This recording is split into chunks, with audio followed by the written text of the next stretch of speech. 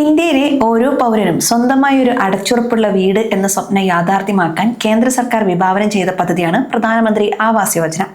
2015 ആരംഭിച്ച ആദ്യഘട്ടം വിജയമായതിനെ തുടർന്ന് 2024 കൂടുതൽ മെച്ചപ്പെട്ട രീതിയിൽ അവതരിപ്പിച്ചിരിക്കുന്ന പദ്ധതിയാണ് PMAY അർബൻ 2.0.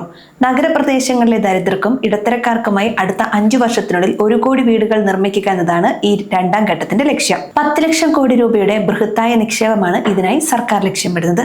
ഈ പുതിയ ഘട്ടം പഴയതിൽ നിന്ന് എങ്ങനെ വ്യത്യസ്തമാകുന്നു, ആർക്കൊക്കെ അപേക്ഷിക്കാം, എന്തൊക്കെയാണ് ഇതിലെ പ്രധാന ആനുകൂല്യങ്ങൾ, നമുക്ക് വിശദമായി തന്നെ നോക്കാം. കേന്ദ്ര മന്ത്രിസഭ അടുത്തിടെ അംഗീകാരം നൽകിയ ഈ പദ്ധതി നഗരങ്ങളിലെ വാടക വീടുകളിൽ താമസിക്കുന്നവർക്കും സ്വന്തമായി വീടില്ലാത്ത താഴ്ന്ന ഇടത്തരം വരുമാനക്കാർക്കും വലിയ ആശ്വാസമാണ്.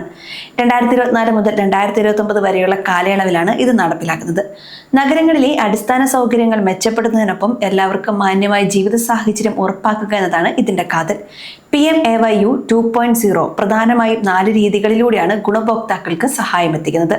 Beneficiary led construction. സ്വന്തമായി ഭൂമിയുള്ള സാമ്പത്തികമായ പിന്നോക്കം നിൽക്കുന്ന കുടുംബങ്ങൾക്ക് പുതിയ വീട് നിർമ്മിക്കുന്നതിനോ നിലവിലുള്ള വീട് വിപുലീകരിക്കുന്നതിനോ ഉള്ള സാമ്പത്തിക സഹായം ഇതിലൂടെ ലഭിക്കും. രണ്ടാമത്തത് അഫോർഡബിൾ ഹൗസിംഗ് ഇൻ പാർട്ട്ണർഷിപ്പ്. സർക്കാർ ഏജൻസികളോ സ്വകാര്യ ബിൽഡർമാരോ ചേർന്നൊരുക്കുന്ന ഫ്ളാറ്റുകളോ വീടുകളോ കുറഞ്ഞ നിരക്കിൽ വാങ്ങാൻ ഇതിലൂടെ സാധിക്കും. സാങ്കേതിക വിദ്യകൾ ഉപയോഗിച്ചുള്ള വേഗത്തിലുള്ള നിർമ്മാണത്തിന് ആണ് ഇവിടെ മുൻഗണന നൽകുന്നത്. മൂന്നാമത്തത് അഫോർഡബിൾ റെന്റൽ ഹൗസിംഗ്. നഗരങ്ങളിലേക്ക് കുടിയേറുന്ന തൊഴിലാളികൾക്കും വിദ്യാർത്ഥികൾക്കും കുറഞ്ഞ വാടകയ്ക്ക് താമസിക്കാൻ സർക്കാർ നിർമ്മിക്കുന്ന ഹോസ്റ്റലുകളും ഫ്ളാറ്റുകളും ലഭ്യമാക്കും. ഇത് ഉടമസ്ഥാവകാശത്തിനപ്പുറം വാടക താമസക്കാർക്കും സുരക്ഷ നൽകുന്നു. നാലാമത്തത് ഇൻഡസ്ട്രിയൽ സബ്സിഡി സ്കീം. ഏറ്റവും പ്രധാനപ്പെട്ടതാണ്.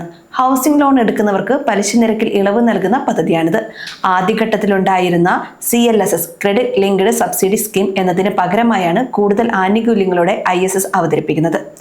ഗുണഭോക്താക്കളെ പ്രധാനമായി 3 വരുമാന വിഭാഗങ്ങളായാണ് തിരിച്ചിരിക്കുന്നത്. EWS വാർഷിക വരുമാനം 3 ലക്ഷം രൂപ വരെ. കുറഞ്ഞ വരുമാനമുള്ളവർ വാർഷിക വരുമാനം 3 ലക്ഷം മുതൽ 6 ലക്ഷം രൂപ വരെ. മറ്റൊരു വിഭാഗം 6 ലക്ഷം മുതൽ 9 ലക്ഷം രൂപ വരെയുള്ളവർ. മറ്റ് ചില നിബന്ധനകൾ കൂടിയുണ്ട്, അതും നമ്മൾ അറിയണം. അപേക്ഷകന്റെയോ കുടുംബാംഗങ്ങളുടെയോ പേരിൽ ഇന്ത്യയിൽ ഒരിടത്തും വീടുണ്ടാകാൻ പാടില്ല. അതായത് സിമന്റ് കൊണ്ട് പണിത വീടുണ്ടാകാൻ പാടില്ല. അപേക്ഷകന്റെ കുടുംബം എന്നത് ഭർത്താവ്, ഭാര്യ, അവിവാഹിതരായ മക്കൾ എന്നിവർ ചേർന്നതാണ്. നേരത്തെയെങ്കിലും കേന്ദ്ര സംസ്ഥാന ഭവന പദ്ധതികളുടെ ആനുകൂല്യം ലഭിച്ചവർക്ക് ഈ പദ്ധതിയിൽ അപേക്ഷിക്കാൻ സാധിക്കില്ല. പലർക്കും ഈ പദ്ധതിയിൽ ഏറ്റവും ആകർഷകമായി തോന്നുന്നത് ഭവന വായ്പയിലെ പലിശ ഇളവാണ്. 25 ലക്ഷം രൂപ വരെയുള്ള വായ്പകൾക്ക് സബ്സിഡിക്ക് അർഹതയുണ്ട്. എന്നാൽ വീടിന്റെ ആകെ വില 35 ലക്ഷം രൂപയിൽ കവിയാൻ പാടില്ല. വായ്പയുടെ ആദ്യത്തെ 8 ലക്ഷം രൂപയ്ക്ക് 4% വരെ സബ്സിഡി ലഭിക്കും. വായ്പ എടുക്കുന്ന ഒരാൾക്ക് ആകെ 1.80 ലക്ഷം രൂപ വരെ സബ്സിഡി ഇനത്തിൽ ലാഭിക്കാൻ കഴിയും. പരമാവധി 12 വർഷം വരെയാണ് വായ്പകൾക്ക് ഈ ആനുകൂല്യം. ഈ തുക 5 വാർഷിക ഇൻസ്റ്റാൾമെന്റുകളായി ഗുണഭോക്താവിന്റെ വായ്പാ അക്കൗണ്ടുകളിലേക്ക് നേരിട്ട് കൈമാറുകയും ചെയ്യും. പഴയ പദ്ധതിയിൽ നിന്ന് പുതിയതിലേക്കുള്ള പ്രധാന മാറ്റങ്ങളും ശ്രദ്ധേയമാണ്. ഒന്നാം ഘട്ടത്തിൽ സബ്സിഡി തുക വായ്പാ തുടക്കത്തിൽ തന്നെ മൊത്തമായി കുറയ്ക്കുമായിരുന്നു. എന്നാൽ രണ്ടാം ഘട്ടത്തിൽ ഇത് 5 വർഷത്തെ ഗഡുക്കളായാണ് ലഭിക്കുക. വായ്പ കൃത്യമായി അടച്ചു പോകുന്നു എന്ന് ഉറപ്പാക്കാനാണ് ഈ മാറ്റം.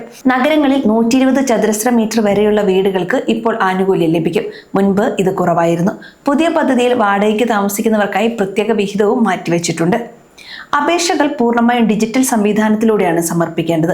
ഗുണഭോക്താക്കൾ PMAY അർബൻ പോർട്ടൽ സന്ദർശിച്ച് ഓൺലൈനായി രജിസ്റ്റർ ചെയ്യണം. ലോൺ വഴി ആനുകൂല്യം ലഭിക്കാൻ ആഗ്രഹിക്കുന്നവർ തങ്ങളുടെ ബാങ്കിനെയോ ഹൗസിംഗ് ഫിനാൻസ് കമ്പനിയോ സമീപിക്കണം. അതുപോലെ ആധാർ കാർഡ്, വരുമാന സർട്ടിഫിക്കറ്റ്, ജാതി സർട്ടിഫിക്കറ്റ്, ഭൂമിയുടെ രേഖകൾ, വീടില്ല എന്ന സത്യവാങ്മൂലം എന്നിവ നിർബന്ധമാണ്. അപേക്ഷ ലഭിച്ചാൽ നഗരസഭാ അധികൃതരും ബാങ്ക് ഉദ്യോഗസ്ഥരും സ്ഥലപരിശോധന നടത്തി അർഹത ഉറപ്പുവരുത്തും. PMAY 2.0 കേവലം വീട് നൽകൽ മാത്രമല്ല ലക്ഷ്യം വെക്കുന്നത്. ഗ്രീൻ ബിൽഡിംഗ് ടെക്നോളജികൾക്കും സുസ്ഥിര നിർമ്മാണ രീതികൾക്കും ഇതിൽ മുൻഗണന നൽകുന്നു. നൂതനമായ നിർമ്മാണ രീതികൾ ഉപയോഗിക്കുന്ന പ്രൊജക്ടുകൾക്ക് ചതുരശ്ര മീറ്ററിന് 1000 രൂപ മുതൽ 3000 രൂപ വരെ അധിക ഗ്രാന്റ് സർക്കാർ നൽകുന്നു. വെറും 4 ചുവരുകളല്ല, പകരം കുടിവെള്ളം, വൈദ്യുതി, ഡ്രെയിനേജ്, റോഡ് സൗകര്യം എന്നിവ ഉറപ്പാക്കിയ വീടുകളാണ് ലക്ഷ്യം വെക്കുന്നത്. ഒരു സാധാരണക്കാരനെ സംബന്ധിച്ചിടത്തോളം നഗരങ്ങളിൽ സ്വന്തമായ ഒരു വീട് എന്നത് വെല്ലുവിളികൾ നിറഞ്ഞ കാര്യമാണ്. എന്നാൽ PMAY അർബൻ 2.0 വഴി സർക്കാർ നൽകുന്ന സാമ്പത്തിക സഹായവും പലിശയിളവും ഈ സ്വപ്നത്തിലേക്കുള്ള ദൂരം കുറയ്ക്കുന്നുവെന്ന് മനസ്സിലാക്കണം. വായ്പാ പലിശയിലെ 1.80 ലക്ഷം രൂപയുടെ ലാഭവും 2.50 ലക്ഷം രൂപ വരെയുള്ള കേന്ദ്ര സഹായവും ഏതൊരു കുടുംബത്തിനും വലിയൊരു മുതൽക്കൂട്ടാണ്. നിങ്ങൾ ഈ പദ്ധതിയുടെ വരുമാന പരിധിയിൽ വരുന്നവരാണെങ്കിൽ ഇന്ന് തന്നെ അർഹത പരിശോധിക്കുകയും ആവശ്യമായ രേഖകൾ തയ്യാറാക്കി സമർപ്പിക്കുകയും ചെയ്യുക.